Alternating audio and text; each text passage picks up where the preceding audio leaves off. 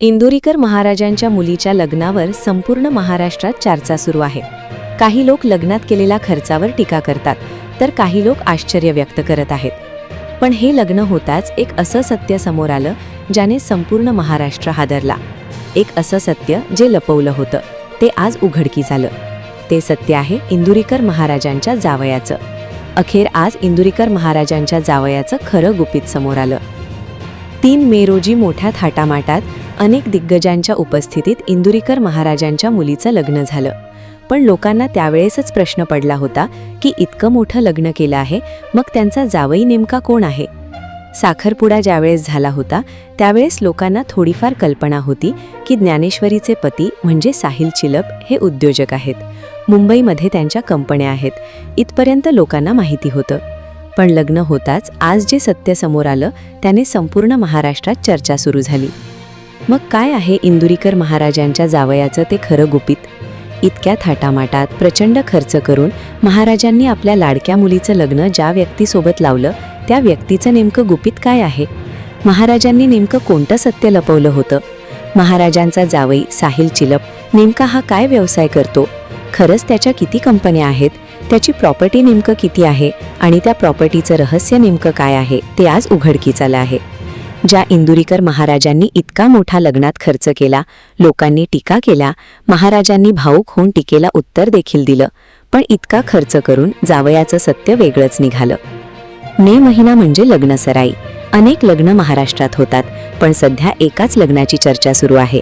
ते लग्न म्हणजे इंदुरीकर महाराजांची लाडकी कन्या ज्ञानेश्वरी आणि साहिल चिलप यांचं लग्न. हे लग्न म्हणजे लग्न नव्हतं, तर हा एक मोठा भव्य दिव्य सोहळा होता. 100 एकराची जागा, फक्त 10 एकरचा नुसता मांडप, 3 लाखांहून जास्त गर्दी, मंत्री, आमदार, खासदार सोडाच, स्वतः मुख्यमंत्र्यांची उपस्थिती. इतकं भव्य लग्न होतं की ज्याची चर्चा लग्न होऊन अनेक दिवस झाले तरी सुरू आहे. महाराजांचा जावई हा उद्योजक आहे, याच्या कंपन्या आहेत, इथपर्यंत माहिती होतं. पण त्या कंपन्यांमागचं सत्य काय?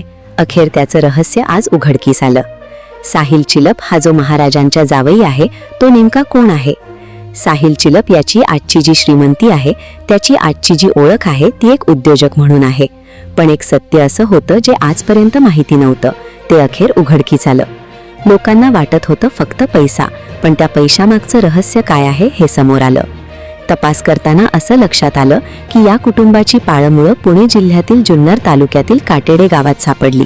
ते मुंबईचे नाहीयेत, तर ते काटेडे गावचे आहेत. सुरुवातीला हे कुटुंब एक शेतकरी कुटुंब होतं. साहिलचे वडील सुनील विष्णू चिलप यांचा प्रवास थक्क करणारा होता. 2003 मध्ये त्यांचा प्रवास सुरू झाला. नवी मुंबईच्या धावपळीत त्यांनी एका ट्रक ड्रायव्हरसोबत काम केलं. लॉजिस्टिक्सचे बारकावे समजून घेतले. जिद्दीने शून्यातून एक ट्रक घेतला, पाहता पाहता दुसरा घेतला, आणि आज त्यांच्या ताफ्यात शेकडो कंटेनर उभे आहेत. ही प्रगती एका मराठी माणसाने मुंबईत परप्रांतीयांच्या मक्तेदारीला दिलेली टक्कर होती. साहिल चिलपने इंजिनिअरिंगचं शिक्षण पूर्ण केलं आणि आधुनिक शिक्षणाची जोड वडिलांच्या अनुभवाला दिली.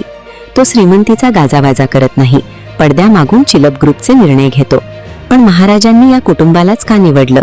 त्याचं कारण पैसा नसून संस्कार होतं. चिलप कुटुंब पिढ्यानपिढ्या वारकरी संप्रदायाशी जोडलेलं आहे. साहिलच्या घरी आजही दिवसभर हरिपाठाचा गजर सुरू असतो. वारीच्या वाटेवरच 15-20 वर्षांपूर्वी महाराजांची आणि चिलप कुटुंबाची ओळख झाली होती. बँक बॅलन्स नाही, तर समोरच्या कुटुंबाचे संस्कार पाहून महाराजांनी ज्ञानेश्वरीचा हात साहिलच्या हातात दिला. चिलप कुटुंबाच्या मालमत्तेचा अंदाज लावला तर त्यांची SM लॉजिस्टिक नावाची कंपनी आहे. 100हून अधिक ट्रक्स आहेत. मुंबई पुणे एक्सप्रेसवेजवळ मोक्याचे भूखंड आहेत आणि आलिशान गाड्या आहेत. ही संपत्ती अंदाजे 500 ते 700 कोटींच्या घरात असल्याचं बोललं जातं. पण महाराजांनी फक्त पैसा पाहिला नाही, तर अध्यात्म पाहिलं.